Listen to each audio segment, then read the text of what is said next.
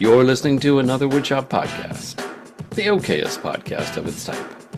Your hosts are Daniel Dunlap of Daniel Dunlap Woodworks, Peter Kapar of Petrie's Workshop, and Braden Boakes of Littlebug Woodworking. You can find them as well as the podcast on your favorite social media channels. Welcome to episode 223 of another Woodshop podcast, coming in hot off a jam-packed weekend in the Catskills Mountains where we had fun, we found adventure, and some of us even found love. That's right, I'm looking at you, Kamani and Morgan. We are recapping the weekend, all the fun, and most importantly, all the shenanigans with our field correspondent and number one fan, Nick Brim from Nick Brim Woodworking. Woo! Oh my bros. Yeah, we just put a vest on him with a press on it, and then he got a press pass and a helmet with the UN logo, and you just send him in the field, and he survived, guys. Official AWP member. Yeah. And the topless tier. That's right. Nick is the only person topless in the secret fifth tier. Yeah. Although Although I didn't even know it existed. The only benefit to that tier is we put you in front of any You literal or It's- literal or metaphorical shrapnel that we need. It's literally the Olive Garden tier. It's when you're here, your family, which means you also have to put up with our BS. Like you are occasionally going to get punched or tossed around or clean up after us or DD around, So it's a lot of work, guys. You don't want the fifth tier. No. But I mean, unlimited breadsticks. Unlimited breadsticks, yeah. But The best part is I actually get paid for this, and I don't actually pay in for it. It's actually a money laundering scheme where he just pays for the fourth tier and we just pay him back the $20. The money just goes in circles. But it's in the form of like beer and hangouts. It's just a loophole. And brisket And pork brisket. Oh, New Jersey style barbecue. God, the pork Oh butt my was so God. good. But anyway, speaking of pork butt, Dan, Our patrons? why not? Gentlemen and Chef's lady. kiss. Sorry, I forgot Nick was here. Oh, We, More of a beard than you this do. isn't Barnett. we have 5 new patrons. Damn. I'm sure it has nothing to do with the pizza party. I'm sure it has nothing to do with that. But we got 5 new patrons, and they are Ryan Talley, Nice. Damon from BWG Woodworking. Jeff wants seconds at the pizza party. Oh, Definitely got seconds. Zachary Hess and Gordon Harris. Ooh. Very nice. Very nice. Some sexy names. Only 5 new patrons, though? We were Only 5. Speaking of sexy names, let's talk about our VIP patrons. I know This one of them. list just gets longer and longer. So buckle up, Buttercup. Good luck, Dan. They are as follows: Damon from BWG Woodworking, Jeremy Claybaugh, Mike from Woodworking Weld, Jake Miller from A Sweet Shop. Sorry for dropping the pizza at Makercamp. Guess who that is? Patrick That's Gibson. Alex Adams. Oh, Alex. Almost John into the water. Robelsheimer. He did drop the pizza. I just He remembered. did. A whole box of pizza. The mind pizza you. survived. Pizza was fine. It stayed in the box. Yeah. So The free you tiers may got or the may pizza not that have was had on the ground pizza at the pizza party. John Herbolsheimer from Living Lath Woodworks, Jared LaPuma from LL Builds, Tyler Booth from Temecula Yard Games, Henry Lutens from Manfreda Wood, Scotty at Elevated Wood Design, Charlie Coons at Stubby K Studio, Justin Frazier from Frazier Canyon Woodworks, Sarah Goldstein with Rosie's Woodshop, Michael at Gillette Woodworks, El Jefe, that is the Jeff that got first. He's from Maker's Way. Victor at Whim Designs. The topless tier, Nick Brim Woodworking. He's here with us right now. Max and Liz Reed from Reed Design Co. Bill Burkle. You'll hear that name again in a bit. From WTB Woodworking, Jake Coneen at Dobby's Craft House. I want you to nick my brim real good. Patrick. That is Patrick Ginsel. Ed Mancini from Mancini Woodworking. Chris at Chris Will Make. Chris was at the pizza party. Yep. I think Jared from LL Builds was there. Jared too, wasn't he? LaPuma was Yeah, there with his Jared whole LaPuma. family. Yep. With his wife Megan. I have a photo proof. Chris will make. Where's my apple pie, Sarah? That is Scott Shirk. Scott wasn't even there. He's getting on the name change gang. Max and Mindy Coons from Stubby K Studio. Justin Bailey from Campfire Woodworks. And Kyle over at Four Nances Design Co. Those are your VIP patrons. Woo! Oh, wait, Thank I you to have each that and now. every one Wait. of our patrons. We got those now. All right. If I like You- it better when Braden does it. want to join the Man Army. By the way, somebody asked us at Makercamp, what the hell is the Man Army? Tell us And the we lore, had Dan. to go way It's back. a rollback. That's a way back one. If you want to join the Man Army, you can go over I to love how he doesn't explain patreon.com. it. I will, but I wanted to finish my Sorry, finish the spiel. call to action. Go over to patreon.com/another woodshop podcast. Now, why is it called the Man Army? Because way back when, I can't remember, like episode 4 or 5. It was a long think it time It was ago. early. It was definitely year one. Year one, Mm-hmm. and we're in year 4.5 at this point. Yes. We got a loving review on Apple Podcasts from Good a old- gentleman named RJ Hammy. And he left a 1-star review and it just said, meh. So we rolled with it. Ew. And now all our patrons are members of the Meh Army. I mean, he did upgrade us to a 3-star. Eventually, we Also won him with a over. meh. We're winning him over slowly. I'd like for him to make a resurgence. Anyway, that's my spiel. Thanks for coming. I mean, that's how I got into the podcast. I just won you guys over one by one. Nick was just scouring reviews on Apple Podcasts, and he saw that one. He was like, "All right, what's going on here?" Frankly, Boom. I still think Nick is RJ Hammy. The You'll world never know. will never know. You know, Yeah. I've seen his hamstrings. He could be. the reverse J Hammies. Don't go RJ yourself. Wait, there's a- Don't Google that one. We have a review from You got to Jim Google it. You Gaffigan, can't too. afford Oh. it. Well, by the way, we used to do a bit where we would appreciate it if you went on Apple. If you're listening to Apple Podcasts, leave a review there.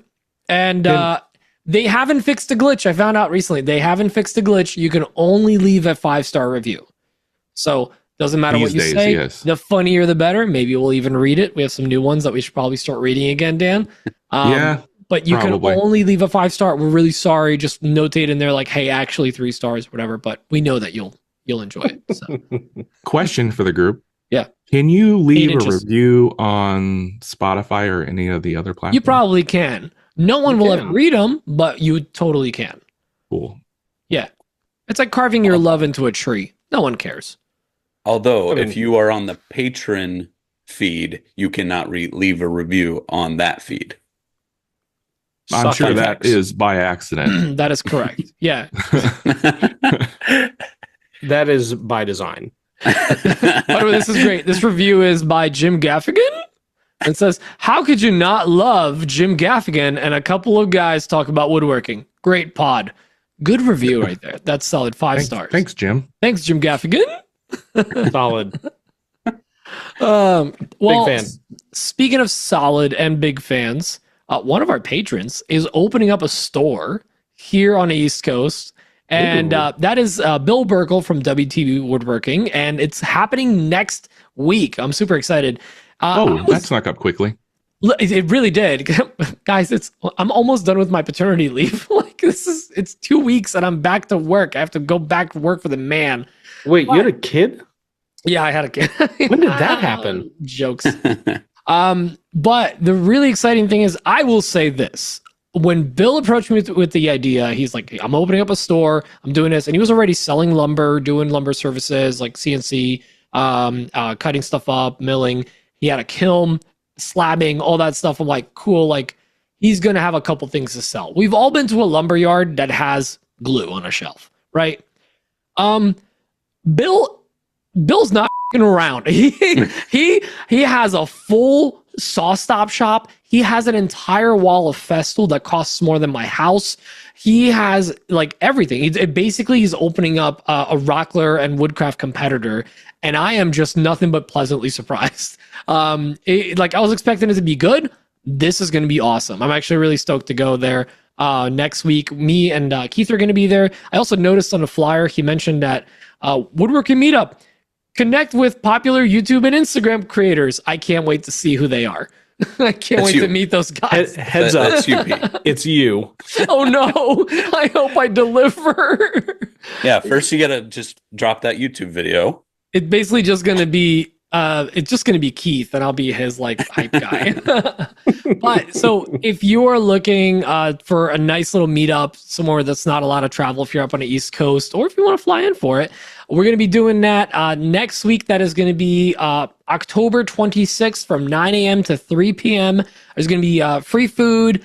You can get a t-shirt with any kind of purchase. There's going to be huge discounts, 10% off of all boards, 20% off of all slabs, 10% off of all CNC services, and you can get a bunch of cool stuff, talk to other makers in the area, and of course, check out awesome brands such as Rubio, Monaco, SawStop, Festool, Chilpoxy, Bits and Bits, our sponsor as well, Fuji sprayers, and they even got hooked up with Lamello recently, and that's just some of the stuff that they're going to have. Yeah, so I guess it's pretty serious. They have Lamello. Okay. Lamello. Lamello. Oh, no. Also, as much as I hate to admit it, I'm kind of sold on Lamello. Keith sold me. That thing is pretty dope.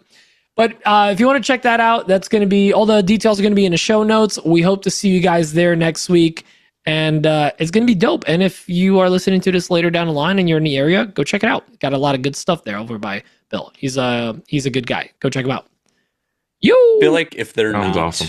not giving hot dogs out as their food, They are. the Burgers and Maker hot event, dogs.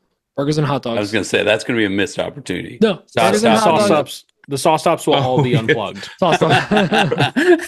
Guys, we ran out of full bun hot dogs. We only have 3/4 bun hot dogs because of all the demos we did. And there's just a pile of breaks next to it. That's the thing. The problem with the demos is each one of the demos, it's $70. Right? Or whatever. It's like $80, $70 for the cartridge. I know when it's at least like the SawStop guy, the one guy that does all the demos at every show. At least when it's him, like, it's coming from SawStop. But if you try to do private demos, that gets pricey. Oh, it gets even more pricey because you have to replace the blade too. A lot of times the blade is trashed. For the demo, If you're not using it. Oh, that's true. If it's just demos, you're right. Dan, I mean this in the nicest way, but you're old enough to remember a wobble dado. Yeah, Dado actually, stack? I have had one. one. I have one as well. That's the song that goes wobble, wobble, wobble, right? Yeah. It's basically a blade that has two plates on it, and depending on how far you turn it, the blade would wobble wider and wider, and that was how you made the dado whatever thickness you wanted, and it's so freaking scary to use. It was SawStop version 1. It's basically somebody heard everybody say like, "Hey, make sure that your blade is tightened into the saw tight because you don't want that thing moving," and thought, maybe I do. Yeah, it's so sketchy but also like works perfectly. I've tried it once and I was puckered the whole time. It's one of those things that it's like when you saw Wobie doing the whole and Bart Komar the table saw lathe with the drill and the sled, like they got the legs with the saw blade, or someone that would ride like a piece of wood at an angle at the blade to get a cove cut. I've done that. Like somebody that uses the table saw to make a circle. Thing. Or the people that seen a contractor saw flipped upside down and they used it like a track saw on a job site. That's just smart thinking right there. Work harder, not smarter. The planer. What? Remember when somebody would feed the planer onto the wood and lift it up? It's like walk its way. Hey, the laziest people are the most productive people on a job site. Yeah, I mean, look at Dan. That is correct. Look at Dan. Dan is productive AF. Like he gets stuff done. If you don't count the 6 hours that it takes to set up that lazy planer path, it's the most production. Listen, a programmer will take all day to set up, automate a 5-minute task. And that's all that matters that you can. Sorry, I went off on a rampage there. But anyways, go see us at the Maker meetup. But also, Are we still doing the build? I don't know. We're not. We just kind of went off on a rampage about like being sketchy with tools. Bill has Anyway, tools. go to Bill's store. Go to Bill's. Yeah, if your tools are something that we just discussed, go to Bill's. Fix There that. you go. Safety Hey. second. I think the only thing sketchier about the wobble dado blade is the chainsaw attachment you can put on a grinder. Oh, the beam saw. Oh, the beam saw? No, when you No, put no, on a you're talking circular a saw. grinder. No, yeah, like the the have you ever Temu seen one? the chainsaw blade thing you can put on a handheld grinder? What? No. Oh yeah. yeah, I've straight seen from the Temu. sander belt attachment. But It's I've like never, for carving, but it looks like a Oh. chainsaw on a wheel. at that point, just get the pink chainsaw, the handheld ones that everyone's selling on, No, which they've reached out to me, and I've really been tempted to just be like, all right, let's see this thing. I can't do it. I mean, can't do you ever do get reached out about some stuff, and you're like, do you even watch? You don't. You clearly Yeah, don't look at my account. I think I deleted you 3 fashion requests today or something like So that. much Like- fashion. Like, Have you Suman? seen me? we think you'll be perfect. Do you think I'll be perfect? Have you seen me? Suman posted a story. I think it was like a week or two ago, and he had somebody reach out, and they're like, "Hey, we think you'd be perfect for like option A or option B." And option B was like push-up bras, I mean, I've seen get it. Suman. Yeah, that tracks. and option A was also not woodworking. But Also, listen, the battery powered handheld chainsaw is greenlit for all woodworkers because Brad Rodriguez did an ad for them. So like now it's okay for everyone. Whatever Brad does is okay for everyone else to do 3 weeks after. Since we brought up Suman, I have a bone to pick with Oh, here we Suman. go. Did I bring Oh, this up boy. before? No. Go ahead, I'll take a He nap. made a YouTube video about bow ties and the thickness they should be in. Mhm. I don't agree. That's all Yep. I'm gonna say. Wow. Don't Picking agree. this bow tie, in And your mouth. I spoke my mind to him in person at Makercamp. My family's starving now because of Suman. Thank you very much, Suman. So the bone is already picked. Yeah, it's been picked.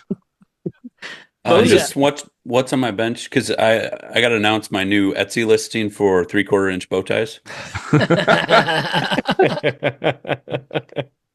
Yeah. Dan's So bow funny. ties are just decorative. Right.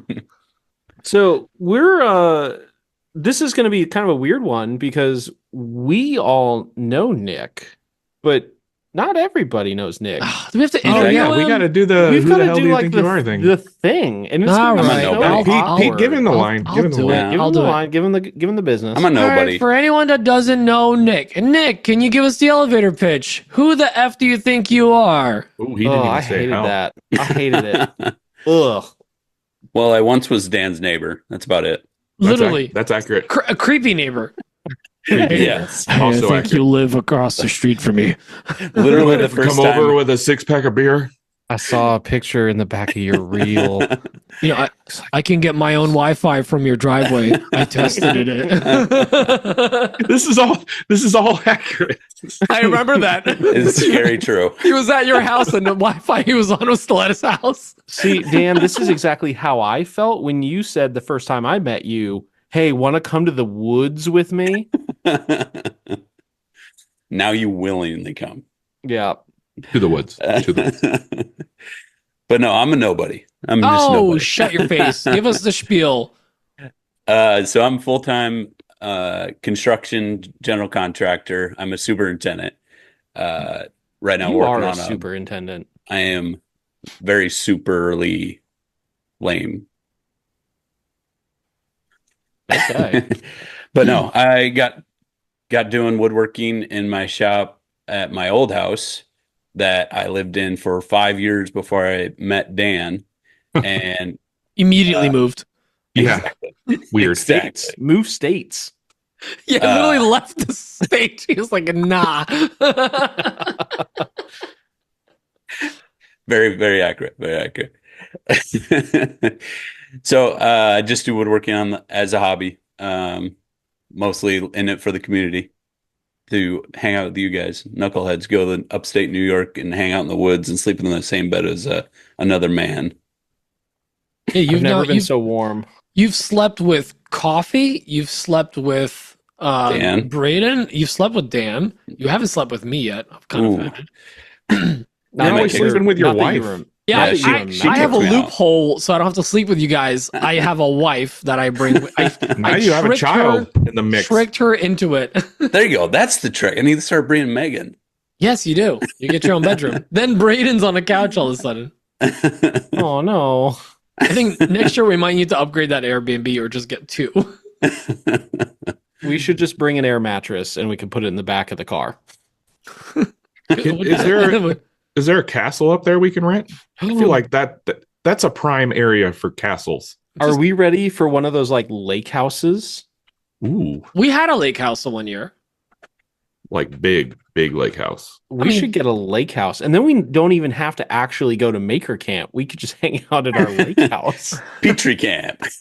I mean, that's basically what we did last year with the rain. Although we spent a crazy amount of time at the Airbnb this year. We didn't roll out till like 2:00 every day. we just took our time and whatever. Like, I don't know. We took it real slow. I feel like Honestly, they didn't hate it. gung-ho to get there. And that wasn't bad. We had like breakfast, and then we we're got like, our we bro might as well time. have lunch and go. We might as well just have dinner before we go, I Yeah. guess. But Nick's also, he's really underselling it. He's been a part of this community, at least the community that we've been. Yeah, like it's Since the like the beginning. day after he met me. I think you started your woodworking account, right? Like I 3 shamed you days into doing before I it. met you. Oh, was That's it before? Because that's how I found you. Oh, okay. Creepily looking at your stories in the neighborhood. I thought you started Nick Brim Woodworking like the day after you met me, and you had a personal account. I think it was before. Well, I'm going to keep telling myself Yeah. that because it makes me feel important. So where did the name come from for the business? Talk about that for 20 minutes. So I saw Dan's account was Daniel Dunlap Woodworks. And you thought that was the... So that I thought that was the move. So I went Nick Brim Woodworking. That in my estimation, it is the move. You had it mostly correct. It is the move, but you should have called yourself Daniel Dunlap Woodworks. You should take Woodcraft. my $300 Woodcraft. course on how to name your photography business. You're going to love it. I'm just going to change it to Big Brim's Woodworking. Big brims. It's the backwards logo. Oh boy. Also, I see. so now, like, let's talk about this. So you gave up on your woodworking dreams, and you started working full time for a refinishing shop, right? Can you want to talk about that a little bit? Yeah, she's taken over. Who's she? Who's she? So Megan, my wife, is Who you call Zaddy? actually just got a 1-year reminder. She refinished her first piece 1 year ago today. Ooh. Yeah, it was it's the dresser that's in my closet, and when I say closet, it's a bedroom. Did you just need to flex on us so much? Yeah. Good Lord. Nick lives in Wow. a small mansion with a pool on a bunch of property, and his shop is bigger than my house. Hey, don't forget the king bed. I'm sorry. He's got Closet an king Iowa bed. king bed. It's filled with corn. I actually had your wife's stickers here somewhere that you gave us. But she started her Instagram page 2 days before Workbench Con, which was a mistake on her part because all I could talk about at Workbench Con was her page, and everybody started following her. And it popped off. Mhm. Yeah. But no, That's a strong been making or not refinishing some beautiful pieces, and she's probably made more money in the year that she's been doing this than I have my entire woodworking career. Which is both Listen, a testament to still- how quality these refinishes Guys. are and just how bad of a business person Nick is. Speaking Correct. of bad business, why do we have Nick on? Why don't we have Megan on? I feel like we should probably talk to her. There you go. Can we, Nick's our proxy. yeah. I think the best thing she's got going for her is she has no overhead. She has She's no free tools. labor. She, I was gonna say that. It's like she's got the perfect setup. Here's the thing: the ultimate dream is like I don't want to work for anyone. right? But if like Emma started a business like that, I'd work for her like for nothing.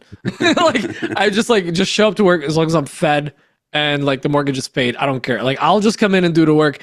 Like I want to be my own boss, but also if it's my wife, then I'm like, all right, this is not bad. That's the thing. Like, I want to work for myself, but not really myself. I just don't want to work for somebody else. Yeah. I just need my wife to give me a to-do list that pays the mortgage. And that's the thing. Most of us are guilty of this because we're so like, if Nick calls and he's like, hey, I need help in my shop, we'll drop like we could have projects on hand and just like you drop it and you go over there, right? Like that's just Pete's on a flight the next hour. Well, I'm more like When has that ever guys. Like happened? I could be busy, but then like if Keith hits me up, I'm like, yeah, man, whatever you need, I got you. There is one example though of Nick putting out the call and being just completely ignored. Oh no. Oh god. Yeah, this was like when was this? Like 2 days after Nick and I met on the internet. Oh yeah. Nick, why don't you tell the people what you did to me and tried to shame me into doing like 2 days after we internet met? But we were best friends by then, right? We were slight acquaintances. Not even acquaintances. We weren't even in the same state. So I went to a hockey game in Omaha and left my truck down there like a responsible person and Ubered home across the river, down the gravel roads where I live in Bum. Yeah. Basically Iowa Makercamp. Yeah. And then the next day I was trying to get an Uber back and turns out they don't want to pick me up here. Because they don't have to go get your electricity where truck. Nick lives. Yeah. Like up here. Dan was out of town at his in-laws or something. And I was texting, calling, like basically everyone I know, which is on Dan the was screen ignoring your right now. calls. Dan was screening all the calls. This is just turning into a sad story. Like he doesn't have any other friends except for us. All by myself. So Brayden punches in and he's like, yeah, I guess. And he punches in. It was an hour to get just to my house. And then he would have to go then to my truck another 40 minutes and then back home. On a Sunday. And like, hey, can you just You've head never over met here in now? person. So Never met you're in person. saying you Never didn't met do in it. person. I did not. I Wow. politely What a danced around scumbag. But that's the funny thing. If he asks now, like 2 to 3 to 7 hours of my life, yeah, sure. Look, honey, I'm going to Iowa. But back then it was, I just met this guy and he tried to get me to go to the woods. And now this other guy's hitting me up on the internet. Somebody's trying to traffic me. You're just afraid of a good time. And now I we am. finally got him. And now we got this. me. This right here. This is why you're still single. I don't know. I had some lady putting out the feels on my picture, my Mark Adams picture that I posted as my new Facebook profile picture. Ooh. Her name was like Aretha or something like that. Smash. Said I looked really good. Ooh. And I told her, like, ma'am, pardon me, I'm a married man. Ooh. She did not think it was as funny as I did. I'm telling your foster wife. I'm a little upset because I thought we had something special last weekend. And I just don't know what to think about this. Listen, It was your it was a zip code rule thing. your false love was overshadowed by what happened in the back of David Wirt's camper. Oh my lord. Because Kamani and Morgan Hop made memories. We just call it Van Hop now. Like that's the couple name. Van Hop. And did you guys see little Dave found out and he did not that was hilarious. he did not I didn't take see it this. well. Oh, Did Meow post something? He posted a Makercamp recap of watching God. people's reels. Oh really? And little no, Dave. I have not seen this yet. I'll Little have to Dave watch it after sees the it. show. Oh, yeah. Little Dave did not handle it well. Poor guy. But so getting into Maker Camp, we just got back from a good time in the I'm still woods. recovering. It was the time. Still recovering. From what I recall, yeah, it was fun. Pete, I want to ask you because you're such a gentle and loving host. What's it like having like 7 full-grown adult toddlers in your beautiful home all at once? Well, let me start by saying that on the way there, I get a phone call from one of them, then another phone call from another one, which sets me through the roof of my car while I'm driving to get them. Then I pick them up, and they start throwing out ridiculous requests. I drive them back and forth around the state of New York and New Jersey to get a perfect photo. Finally get them home, and then they just proceed to just drive me through the roof for the next couple of days. I almost punch one of them in the face. I have to feed them, and I am still trying to disinfect my house from them being here. And also, I gotta say though, I will give them a shout out. They provided beautiful security for Juniper because they were literally threatening people out loud, openly before the baby was even on the premises of the Blackthorn Resort. People were threatened with punches to the face and the throat if they even touched the baby, and it was great. So I appreciate that, Nick and Braden. Thank you, Melissa. Yeah, I didn't jump on board with the violence. No, you did. You just had not your own, that, yeah, not you that had your own violence. out. you chose violence.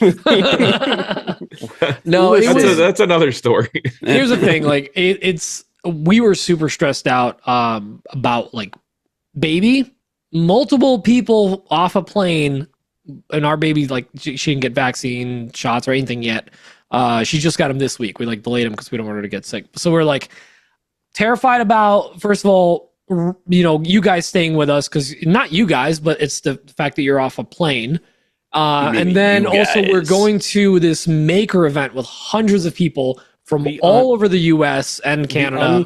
The unclean masses. Unwashed masses. and all the shenanigans and stuff. And she had just come out of her like crying nonstop phase. And it was, you guys have made it a lot easier because you were playing backup for us and helping us deflect people. But it was a lot. This was probably the most stressful. Like last year when we had you guys, I had Emma and me were like running plays. We cooked for you guys. We had everything planned. Emma was like cracking the whip, like you were the children. Like she was like, shh, we're going now. You're done. And like in her polite voice. This year it was like kind of just me because she was playing, like mom the whole time.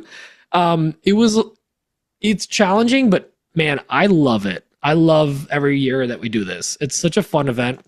And it's a lot. It's a lot of prep. It's a lot of in the middle, a lot of afterwards. But it's exhausting, but it's fun. I look forward to this every single year. I get to see so many awesome people, talk to so many cool makers, brands. And this year, especially, for me at least, I was the most hands-off with all the events. Like the opposite of a silver pass. Like we're in a brown pass.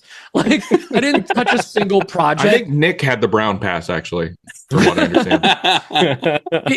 It just felt so. I would have loved to take in some of the classes and do some stuff. And every year we're like, we're gonna. But you know what? Just the fact of being there with you guys and with Juniper, her first one, first Makercamp that she's gonna be going to, and Emma was there, and it was great. Everyone was excited to see her. She hung really well. So my experience overall was a freaking roller coaster, but I'm happy we did it. I'm so happy we did it. I need you to understand, I would have smoked someone into next week if they tried to touch Juniper, because, and here's my problem. Here's the issue. You have an adorable baby. My wife and I, we are very set, like, one and done. We don't want to split the love. Like we just want to spoil and just ruin everybody else's life, but with just over spoiling this one kid. And I'm very, very happy with that fact. The second I saw Juniper, I was like, I could do with maybe another one of these. But it's like, you can't. It's like when you're looking at the puppies. It's like, I could like another puppy would be fun. What's another chase in the house? He eats my almonds. Brayden straight up went toddler style as soon as we walked in the door. Crisscross applesauce in front of Juniper's little bouncer. And it's like... And the boys, I gotta say, you boys immediately knew the rules. You were like, covered feet is okay. No hands on. And like, we might just be anal about it. Some people are like, come on, it's just a kid. Like, whatever. They need germs. Like, yeah, It's our first one. Cut us some slack. Yeah, they don't need the metal tubes full of just disgusting people germs. Like those are bonus germs. We disinfect actively by making sure that the flight attendants really, really like us. Yeah. Which, once again, they did. And you guys killed They all the thought- bacteria before you landed with all the alcohol. Inside. Yeah, mostly on the all inside. The inside Yeah. bacteria. Inside, out. So if you coughed, it was no germs. Literally no. Yeah, no. It's Purell. Purell. Science. But the flight attendants, we walked in and we were like, we're gonna be your favorite, and you could immediately tell on their face like, Oh God. Rick, no. No. By the end, Nebraska, we were partying. Like we were ready to go. They loved us. The guy next to me, his name was Tim Cook. Who did he of vote Apple. for? We found out who he was voting for because Dan accosted him with the question. While But he's telling me There was a about this reason. wrestling. There was a reason. There was no reason. No reason, The Dan. reason was 3 Jack and You Cokes asked and me. 6 You asked Bloody me my Marys. opinion on. I didn't just like come at this guy like he You didn't. did. Every 100%. story I That's heard is exactly you what just- you did. Accurate. You looked at his eyes for the first time ever. No. You guys just met and you went, "Who you voting for?" Brayton was talking to him about something, and they wanted my opinion on something. Of And- making something like a Yeah, creating something as we do. I had some drinks in me, so the first question I had to him was, "Who you voting for?" It's not like he was just sitting there quietly and nobody was interacting with him, and I just said, "Hey, No, guy who's sitting there te- quietly." we technically did invite Dan into the conversation. Yes, There you that's- go. That Thank was you. the first mistake. You knew what Or you knew Rosie what you messed up signed there. up for. You You knew what you definitely signed messed up up. all for. at the same time. Oh yeah, we're like- everybody. Oh, and of course we had like children in the rows like right in front of us. course. And let me tell you, Dan's very, very, very comfortable with his word choice sometimes. That's my shocked face. Yeah. So we got a lot of like looks back. But luckily again, the people that could go get the air marshal, they loved us. They thought we were the tits. Nobody behind us was upset at all. Yeah, because you were right up against the bathroom. We the were very the last row. last row. You We had were the crappiest practically- seats. You want to Yeah. know how we know that the flight attendants liked us? Because they didn't charge us for drinks and they gave us multiple. That's true. We do So. tend to pull that off pretty well. And I I don't don't think know it's like how you guys hard. do that, but all right. Somehow there's just never a bill. It's just a vibe. Yeah. It's just, It's the Oma Bro vibe. I'm charming as F. he is. Just unless, you ask him a question. Didn't they also follow your guys' Instagram too? Yeah. Like right there on Yeah. the plane? They all yeah. I think they did. I think they locked and loaded in because there's no internet up in the sky. This They, is But- they put it in a note, a reminder. They did ask about coffee tables. And I told them, hey, tables. Coffee custom builds. Tables. Let me introduce you to my friend Dan here. He does tables. Have you and heard then he of promptly asked, who are they voting for? It was like Oprah, but horrifying. They Who wanted. are you they're like, voting for? I'm looking Who for are a you voting table for? where, like, for the center of the room, and Dan was like, side tables only, no center, sides, So much room for activities. side and slide. I gotta say though, going back to the whole baby thing, I did have to do a lot of like the baby bites, and then people would be like, "Oh, ha ha ha!" Like, no, she bites means don't touch her. But of course, I told Emma someone's gonna just get close to the baby. Luckily, it was cold; she was kind of bundled up. But that first night, like a little snake, just little bourbon moth hand, just right under the chin, petting her. I'm like, no. And even Craig was like, what are you doing? pulling him off the baby. I was like, no, not allowed. So Jason Hibbs was the only one that touched the baby. And, The first night. just say I'm unsubscribing from that Patreon.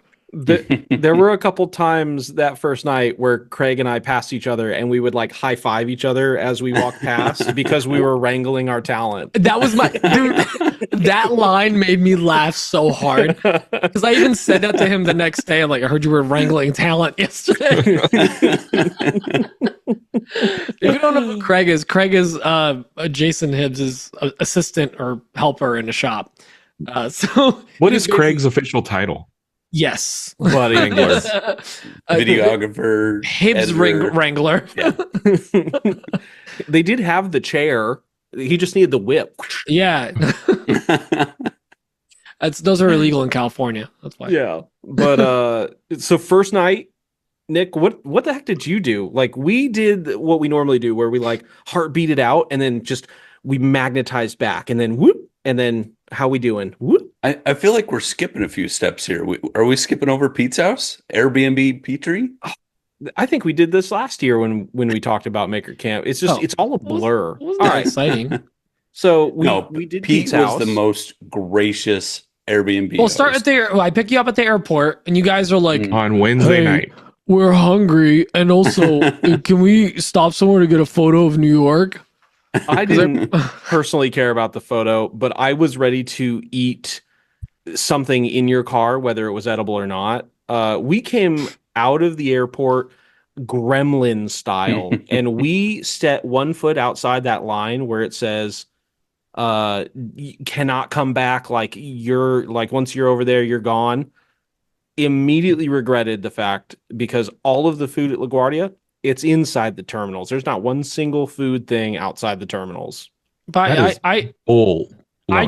I treated you guys right. I took a gamble. I said, you know what? F it. We're cutting through Manhattan. We're going back via Manhattan. I'm And then- walking, yeah. So of course we almost get into like I'm trying to make a turn and the guy's trying to go straight. Dan Oh my screams God. so loud, I almost just I'm uppercut riding- him. I'm riding shotgun with my window down in Lower Manhattan. Was And he it just Lower goes- Manhattan? just at an 11, just wow, just screams, and I straight up almost swung at him because Dan was I going almost to got talk into to an somebody. accident, and Dan also made me think that there was another car about to T-bone us. Yeah, so we did that. Anyways, and then I have a full sunglass roof thing in the car, which is super nice. I never use, but I had a bunch of tourists in the car. So, Listen, we wanted to see the New York version of the First National Bank of Omaha building. Yeah, which so you we- guys call the Empire State Building. I call it the entire state building because you can see the entire state. That's a lie, but I'm gonna say it because I have a podcast.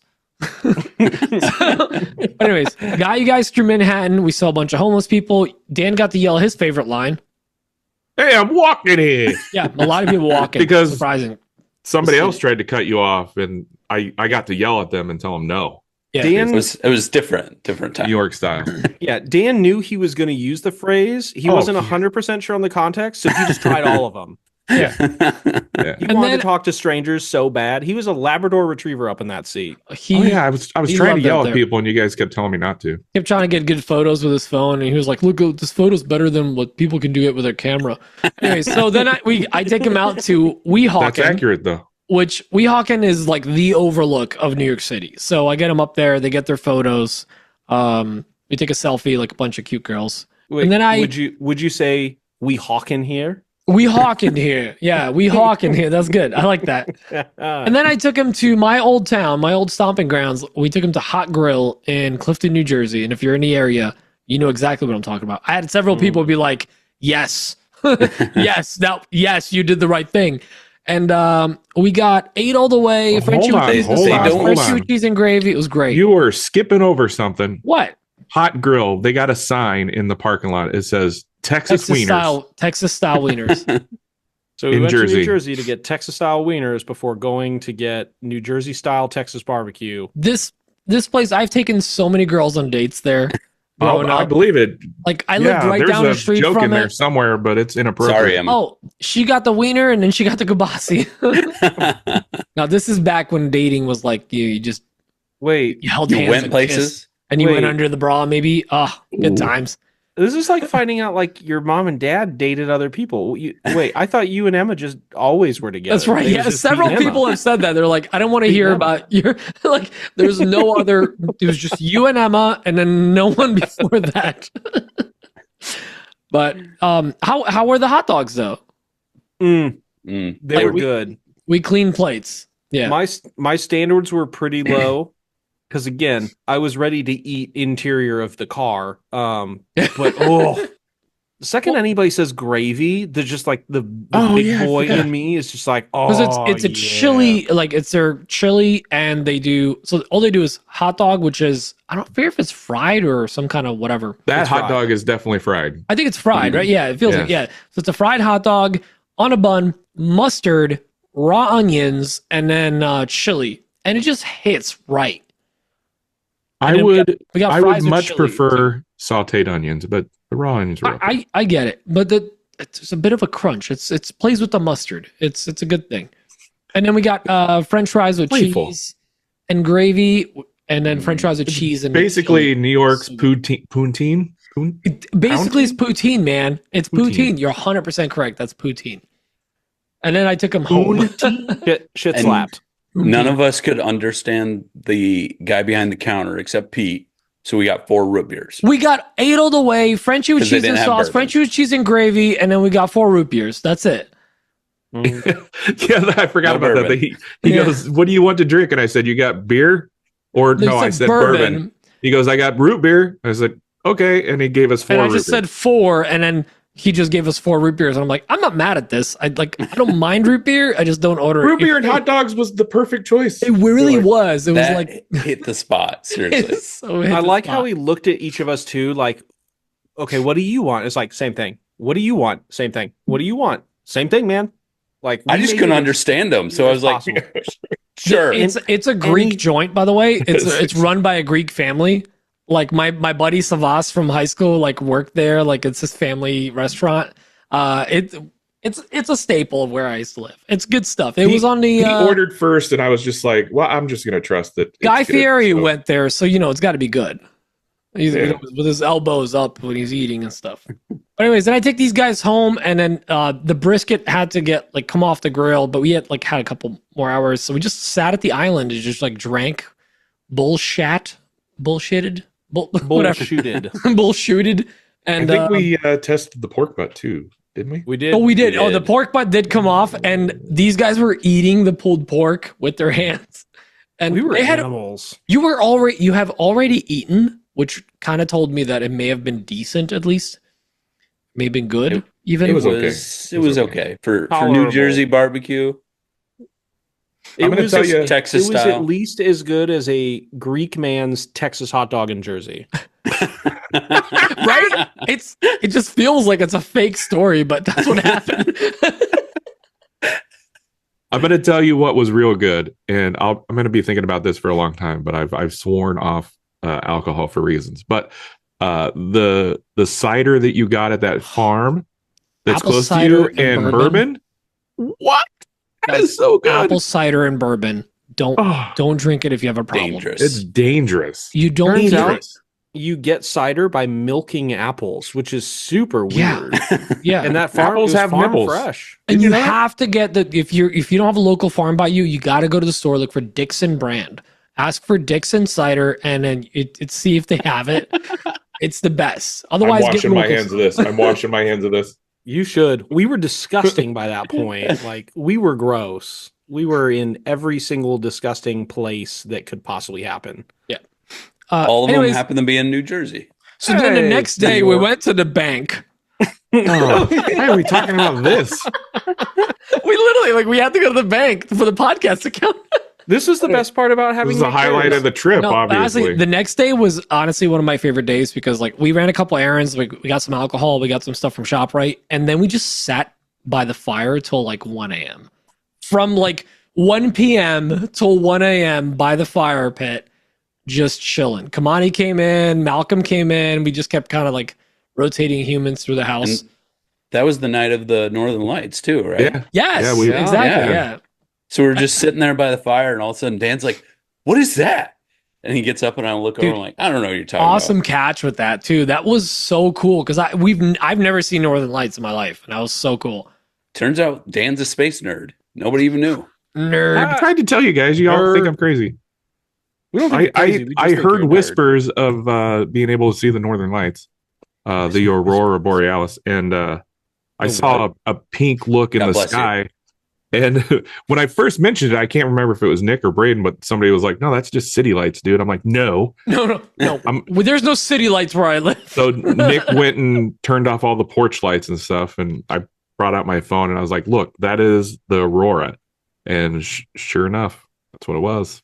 And then Malcolm showed up, and it was magical. It was magical. It was magical. Other than the brief intermission of your neighbor coming out and just like hooting and hollering at us. Oh, you guys ran into Dave? We ran into Dave. Met Dave. We ran into Dave a few times. Dave is super nice, but Dave, he's got a deep voice. He just sounds like this. He's really deep voice, very loud spoken. He smokes too, so probably doesn't help with it, but he just has a very pronounced voice. Like when he says hi, I hear him from across the yard. He had a very Midwestern hi for us. What was that? Howdy, pilgrims. Exactly. What? Yelling across the yard. Hey, Pete. Yeah, he was just yelling in the dark, hoping to find Pete. I mean, we're the Midwest of Jersey out here. They are. True. They do have corn. Yeah, it's I-80 surrounded by corn. You literally drive past Nebraska. corn. We're the Arkansas or Nebraska of instead of deer, he has bears. Yeah. Beets, bears, Battlestar Galactica. Bears beats. All right. Well, and we're on to Friday, right? Yeah. Now we're up to like 2 a.m. at this point. And then did you guys stay up? I went to bed pretty early that night, I think. Nick went to bed first because he's a coward. And then. Because I have a bedtime. Yep. And we're past it. Currently. Ridiculous. Yes. No, we hung out for a lot longer. We actually talked, kind of on a serious note, we talked a lot about the podcast. And bounced ideas off of Malcolm, off of Nick, and Kamani. And like we just kind of went back and forth about some stuff that we want to change. And there's some new stuff coming down the line. We're also going to be doing our Patreon call in the next 4 weeks or so. We're going to be doing that, so keep an eye out for that. It's kind of some admin stuff. Now back to the shenanigans. So the Patreon call will be in January. Yeah. We're going to get one. We got to get one before. For tax reasons, we need to get one. Definitely by November latest. Like we're going to try to get one out. So no worries. End of November. Yeah. Beginning of November. Was that 35 days in November, right? Yeah. Sure, something like that. That's the only month that has that many days. So Friday kicks off, and it's glorious. It's everything that we've ever dreamed of because Pete's in the kitchen. He's got his apron on, like a frilly little apron. He's cooking us breakfast. Half of that is made up. I might just imagine the apron, but Pete's making breakfast. He was wearing an apron. We've got the bagels, we got the everything bagels, we got the Taylor ham, we got the eggs, we got the ketchup, the salt, the pepper. We've got everything. And Dan decides that he doesn't want the breakfast sandwich as the Lord created it. Dan, what the heck did you do to that bagel? Pete. You know what I did? I did the Taylor ham, cheese. Yep. Cream cheese. Yep. And mayo. And there it is. Mayo that I might it's fantastic. I might add fantastic. The mayo packets were collected and sent as a prank to Nick and I to distribute by a patron. And so we had just been sneaking mayo packets into every single zippered pocket of Dan's we could find. I was using them the entire day before. And just Dan, like, ooh, snack. Dan was not punked. He's just like, oh, this must be my mayo. He's like, oh, free mayo. Oh, I thought I was all out of pocket mayo. Okay, I guess not. But yeah, that cream cheese and mayo combination was really hard to sit next to. And I didn't care for I don't understand what you guys have against it. Dan, I'm pretty sure you also added butter. Oh yeah, I add butter to everything. Yeah. By the way, I'm jumping ahead here on this one. A topping. But anytime after a long hangout weekend, me and Dan look at each other and we both go, we got to lose some weight. We got to take it easy. It was... and 30 seconds after that, this is when we're cleaning up the Airbnb. I'm foreshadowing here. 30 seconds after that, we're throwing... Like, we had a stick of butter on a plate, and half of it was still unused. And Nick, you were asking, like, what do I do with the butter? And I'm like... You just throw it out, whatever. Like, we're not gonna pack it up because we're just trying to get out of the house. And Dan was like, no, wait a second. I'm like, Dan, we literally just talked about this. Anyways, back to Friday. Butter's 100% good fat. It's fine. But I got you guys legit Taylor ham. Or do Taylor ham, egg, and cheese. From Taylor Farms? Yep. Got salt, pepper, ketchup. By the Jokes way, on us, it was Panera bagels and bologna. I think so. I think it was Schmear. You're fried saying is bologna. by the way, the mayo packets came with love from Victor from Whim Design. Really? Yeah. So wait, they got sent from New Jersey to Nebraska and then flown back to New Jersey. Yeah, Okay. the real trick is, and I don't know how long it's going to take Dan to find all the packets in his shop, though. Well, I bet you he hasn't even found all the ones in his bag, which means his new bag is going to get wrecked. Yeah, this is. It's like Dan's favorite Easter egg. He found. Look at him. He's got a whole box of I'm them. going to use them. They will not Dan's go to like- waste. Dan's like a truffle pig, but for mayo packs. Mind you, Yeah. half of those sat in Braden's car the entire time we were at Makercamp. Ah, I'm sure it's fine. It's Freeze, fine. thaw, heat. listen, if there's one thing I do is I will at least feed you guys. What you add to the bagels. I have a food shame-free house. Like, I'm like, if you want ketchup on your steak, I'm gonna look at you funny, but whatever you want. Like, You 'cause should change that rule. I'm like Right. like, listen, here's the thing. I was introduced in the world of food and was like very strict rules on what you can do. Just if you're gonna eat. If you have food in front of you, eat. I'm very like particular about food. Like, you should be able to eat whatever you want. Even Dan had me going like, why is for there God- mayo on that I don't bagel with understand the cream hate. cheese and ham and cheese and no egg? But what First you of all, don't do, egg upsets my tummy, and you don't want to ride in a car with me I after get that. it. I get that. Okay. But still, I don't like ketchup. but what you don't do in Pete's kitchen is walk behind him while he's cooking. Nick just was everywhere that I needed to freaking be and I was holding a knife half the time, and he's just there where that one L of the island. I was doing laps trying to close my rings. Did you even once say behind you, chef? No, I'm not a chef. That's my one rule. Yeah, That's my one rule. Behind you, chef. Even Emma gets mad at me because I say it to her all the time. I'm like, behind you, chef. There's a t-shirt idea. So we have breakfast. We pack up the Yeah, car. we're still on Friday. Jesus. Yeah, No. listen, you guys know we're bad if I'm the one that's trying to move us along. So we pack up the cars, we do some last second work, some lasering. Turns out Pete has 2 cameras in his shop. Didn't know that. We only knew about one of them. You look so freaking guilty. Listen, I was just trying to hang out. I just wanted to feel the shop feel. Yeah, you I know? walk into the shop. I hear a door close, and I go, someone just walked into the shop. And I go out there, and Braden could not look any guiltier. And then I look at the cameras, and one of them has tape over it. The other one doesn't. I just found it that way. We do some last second lasering because I did the giveaway, and so I needed a sign because I'm not prepped. What giveaway did you do? Gave away the topographic map Why? for I thought that Makercamp. was your maker swap item. That was my maker swap. Had a logo item, on it. and it had a logo Well, on it, so it was what happened? absolutely unacceptable for the maker swap. It's unusable, honestly. I would have thrown it out. You should have known. I don't understand. considered- Could you explain in great detail about what You happened? Describe in enormous detail. Okay, we're all being coy about this, but I'll very politically correctly explain this. Oh, Papa Apparently, Pete. there was a major rule that said no logos for the Makercamp swap this year. It was implied It was in my posted mind. in like 2s of places. Yeah, 2s of places. I understood it. I didn't do one, but I understood it as like no full size logos. Like the project is a logo. Okay, Right. let's clarify this. The Maker Swap is not an official event hosted by Makercamp. It is something else. Yes. correct? At Makercamp, though. It's at Makercamp, but it's not officially run by Makercamp. My Makercamp item was a pretty intense topographic solid walnut carve of the Catskill Mountains, which I had just learned to do, and I was very, very proud of it.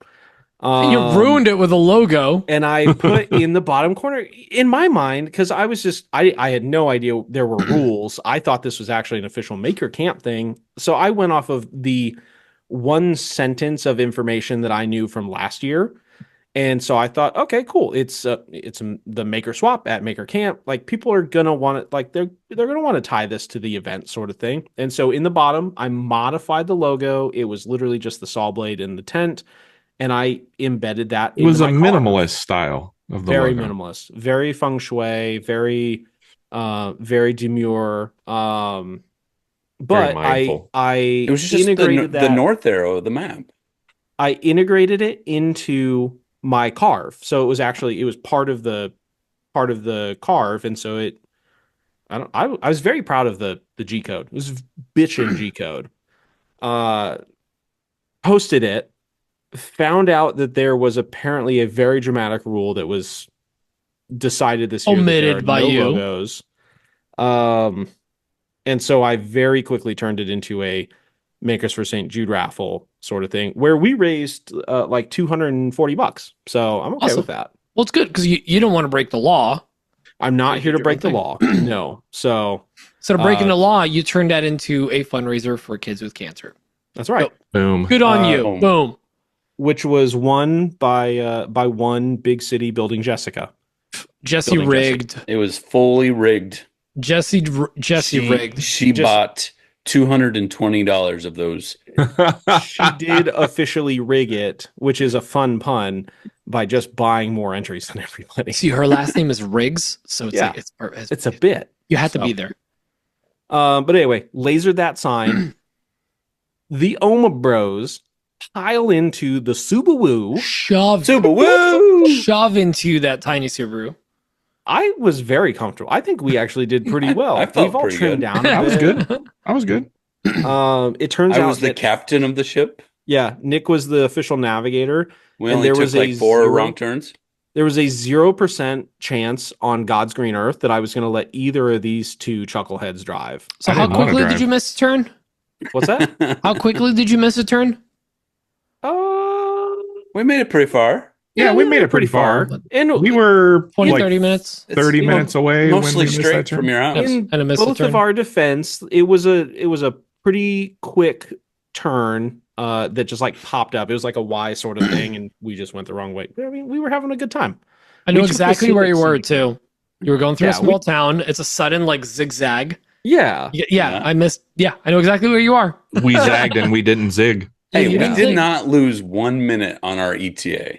No, we just I call took the that a scenic- win. Yeah, we took the scenic route. At one point, Yeah. we took so scenic of a route that every single road off of that road said no trespassing, will be And shot. every tree. Nothing beats Along that last year road. because last year we went so scenic. It took us to High Point State Park, the tallest part of New Jersey, and then we saw that like beautiful like scenery of New York. That was pretty great. See, we skipped that, so we didn't have to deal Cowards. with the 8% incline. So the Subaru was totally fine. It was mostly downhill. We listened to some tunes. We at one point Dan was like, "Is this a karaoke playlist?" Because it was all bangers, and I said, "Yes, it's the karaoke essentials. Get right Warm with up. the Lord." Yeah, we got karaoke tonight. By the way, one part that you omitted from that story is that I was actively trying to throw you 3 monkeys out of my house so that I it could was- clean and leave it because I was like, we had anxiety over how messy the house was just from you guys. Like Hurricane Omaha just went through the house. It's very Like, hurtful. Like We hey, had to you like guys- clean up the Hey, house and like we have get things tornadoes. put away. Whatever. The 3 We don't- tornadoes. Dry We don't hurricane. name the tornadoes though. It's like we don't- didn't why leave don't we until name like the 2 hours after you guys because I just needed the house to be in like at least like presentable. Hey, you guys should get going. No, Pete. We're totally fine waiting for you. We are Get out. We are a family. We arrived to Makercamp together. Braden's like, no, Braden, we'll get do it out. together. Braden, get the F out of my house. Go We're hit just the trying road. to help you. Yeah, all we Dan's want. I been was ready to go offering for you 3 food. hours. Dan was like on a porch fuming. I was not. I was just chilling. So anyway, we get to Makercamp. We show up. It's Friday. Nick and I immediately lose Dan. Like immediately. He sprints to the bathroom and then teleports somewhere else. We have Where no idea could he Dan went. teleport to? He was not Where he even He at checked the bar. at the bar. He was not at the bar. Yeah, we have No. no idea. Gone. I went to the bathroom and I think I went straight to the woodworking tent. See, that's where our second guess was. Yeah, It took that's me where 2 we were days. headed. But that was didn't- guarded I by didn't the make it to cowboy. the woodworking tent till Sunday. Well, the thing I had going for me is, well, first of all, we didn't check in. We went straight into the Makercamp. Don't do that. area? The cowboy does not like it. We bypassed the main entrance because we knew they were checking wristbands. We hadn't checked in yet. So the one thing I had going for me was I wasn't with you guys. I think one of you had just a t-shirt on, so your wrists were Yeah, Braden was wearing a t-shirt. Yeah. Sun's out, guns out, baby. Sun's out, guns out. so I had a long sleeve shirt on, so I was out of there. But then, Um, so you guys were there for like 2.5 hours before we even got there. It was quite a everybody was while. asking where you guys were. I'm like, Yeah. I don't know. We cleaned up the house. Then we were driving with a baby. Oh, by the way, she slept the whole way there. Like it felt like I was cheating. So we get to the Airbnb. We offload the car, and I call these guys like, "Hey, you guys want to like come back and offload the car, and then like we'll all go back in one car." And I don't recall you asking. the that. replies were a bunch of profanity. F Pete, I'm drinking. Woo, Makercamp, I'm topless. Some Never stuff camp. like that in the background. Yeah. And then we So- pissed Pete That's off. why you were mad from the get go. You didn't get help. Well, But we also pulled a number for Mark Adams because we're like, oh yeah, there's like nobody here. Let's Yeah. go get some Ombro shots. And they had the number system, and we pulled the number, and it was like in like 30 numbers. So we stood there for like 2 hours while Pete was still coming up, and our number got pulled like right before Pete was like coming. And he's like, "You're getting to Mark Adams without me?" So I got an email of Mark Adams photos while I'm still driving, and I go, "Oh, cool! Thanks for the invite. Appreciate it." We had another number pulled so that we could do the family pictures. Hey, you wanted to stay behind. This is on you. You I kicked us will out. not. Yeah, I will not be made to feel bad about. So let me how I live tell my life. part. We offload the car. We have a little snack at the Airbnb. We come in with the baby. First What time person did you get there? like literally. By the way, first person I've run into is like Suman, your favorite. Second person I've run into is Kristen from Workbench Con, like her and her husband. She was there? Yeah, and then we run into Paul Jackman, and then we run into Bourbon Moth and Craig, and he's doing the thing, and Braden comes flying in 300 miles an hour, almost spills this entire gallon of beverage that he has on top of Craig, which was hilarious. I was just waiting for it to happen. And that's when, as I'm watching Braden crash into him, I look to the left, and Jason Hibbs is like petting my baby. I'm like, no! I just started hitting his hand. And that's when I realized that the Oma Bros are wasted. They've only been here for 2.5 hours. Not. They were all flying high. They were nice. They were coasting real heavily on those quart drinks. And I spent the rest of the night wrangling some of them. What? Listen, What are I you talking peaked about? and then I leveled out, and then I fell You back peaked to and you earth. leveled out. I knew Nick- what I needed for the weekend, and that's it. Nick just coasted the entire week. Like Nick was just at Nick level. You couldn't tell if Nick was drunk or if he was sober. I went and got pizza and fed myself, tried to feed Braden. Braden had a slice, Oh, it was so good. Eating And would then have I'm been a good walking idea, around. I think. trying to force feed food in Dan's mouth. And he's like a child. No, no. When I finally that night, first of all, we like hung out. The baby was chilling. We're like, it was great. And it started getting loud because the karaoke night's happening, and that's picking up. And I'm honestly, I'm like, I can't even get close to Dan. I will shake him like I will just shake because I see him just going nuts, and I'm like, he already had too much. Oh my god, I'm gonna have to wrangle him tonight. And at some point, I'm just like, I have to go over there. He has to eat something. Because Nick, you were telling me like he hasn't eaten anything like all day since the bagel. So I go over. I'm like, Dan, let's go eat. He's like, no, I'm fine. I'm fine. Like, Dan, come on. Look, we need to eat. And meanwhile, he's mosh pitting by himself in front of the karaoke stage. So everyone's Can you mosh pit to Where Is Eileen? Or come on, mono Eileen? pit. You were mono pitting. Dan was mono pitting, and I pulled him away. There's a show title idea. And then right there. he takes me and Braden down, basically. He's like, Really? Guys, hold on. And he throws his arms around us, and he kicks his feet up like a toddler. Dan is not a toddler. Dan is Dan-sized. And then he's like, does the holds my face real close, like, Pete, what's wrong, Pete? And I'm just like, I'm done. I walked away. Hey, I've never walked away from Dan. you. I babysit Dan through through thick and thin. I walked away from Dan. Dear I was like, listener, I'm done. you may notice that I'm not chiming in because I don't recall much of this. We told Dan the next day, like, you were like dancing I still by think yourself. you're punking me. I'm sorry. Did you want to see that video that Morgan Hop posted? No. There's footage of all of this.